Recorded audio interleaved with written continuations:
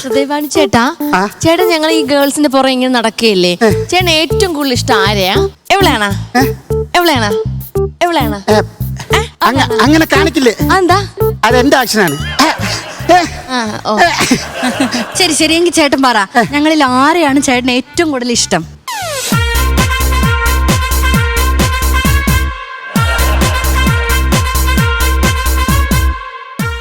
എനിക്ക് കുട്ടിയാണ് വലിയ ഇഷ്ടം. എന്നെയോ? അയ്യോ താങ്ക് യു ചേട്ടാ. ഇപ്പഴും തങ്കുച്ചേട്ടനാണോ മനസ്സിലെ? അയ്യോ തങ്കുച്ചേട്ടാന്നല്ല, താങ്ക് യു ചേട്ടാന്ന്. ഞാൻ കുട്ടിയെ ഒന്ന് തൊട്ടോട്ടെ? അതിനെന്താ, തൊട്ടോ.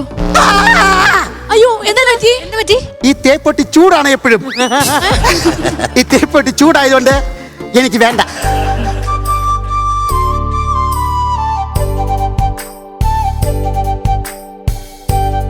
എന്താ കുട്ടിയുടെ പേര്? ഐശ്വര്യ.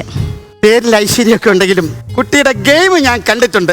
അതുകൊണ്ട് എന്റെ ഫസ്റ്റ് നൈറ്റ് ലാസ്റ്റ് നൈറ്റ് ആകാൻ സാധ്യതയുണ്ട്. അതുകൊണ്ട് കുട്ടിയും വേണ്ട.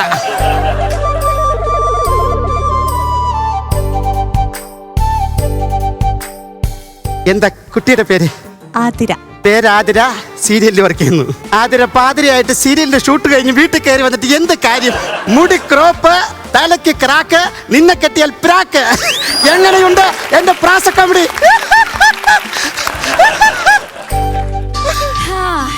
അരിക്കൊമ്പനും ചക്കക്കൊമ്പനൊക്കെ ഓരോ വീട്ടിൽ കയറി ആളെ കൊല്ലുന്നു.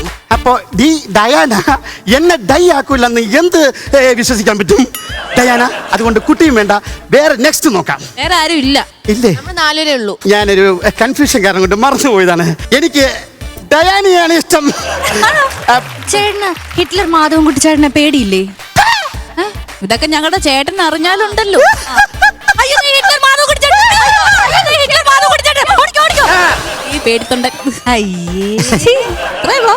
എന്റെ പട്ടി പേടിക്കുന്നുണ്ട് മാധവൻകുട്ടീനെ. ആ പട്ടി പേടിച്ചൊന്ന് നോക്കാൻ പോയതാണ്. നിന്റെ മാധവൻകുട്ടി ചേട്ടനെ തല്ലിക്കൊന്നിട്ടാണെങ്കിലും ഞാൻ കുട്ടിയെ കെട്ടിയിരിക്കും. അയ്യേ പൊട്ടൻ, ഞാൻ എന്തോ പറഞ്ഞത്? ചേട്ടനെ കൊന്ന ഇയാൾ ജയിലിൽ പോയി ഇയാൾ ഇങ്ങനെ നമ്മളെ കെട്ടും. അവിടെയാണ് എനിക്കില്ലാത്ത സംഭവം കുട്ടി ചിന്തിക്കേണ്ടത്. ബുദ്ധി. വേറെ ആരെങ്കിലും തല്ലിക്കൊന്നിട്ട് ഞാൻ കിടക്കുന്ന സെല്ലിലേക്ക് കുട്ടി കയറി വരണം. അപ്പൊ നമുക്കവിടെ സുഖമായിട്ട് കഴിയാൻ പാടില്ലേ? വിത്ത് പോലീസ് പ്രൊട്ടക്ഷൻ. ചേട്ടൻ എന്തിനാ ചേട്ടൻ ഈ കൗണ്ടർ പറഞ്ഞിട്ട് ഇങ്ങനെ കിടന്ന് കൂവുന്നത്? എന്റെ സ്കിറ്റിന്റെ അവസാനം വേറെ ആരെയും കൂവാൻ ഞാൻ സമ്മതിക്കില്ല. ഞാൻ തന്നെ കൂവും.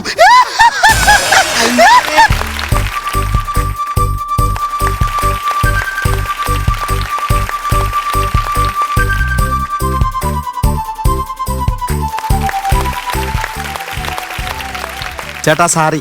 അല്ല, ഇതിനകത്ത് ഇംപ്രവൈസ് ചെയ്തപ്പോൾ ഹൃദയഭാനുവിനുള്ള ചിരിയല്ല ഈ ഇട്ടിരിക്കുന്നത്.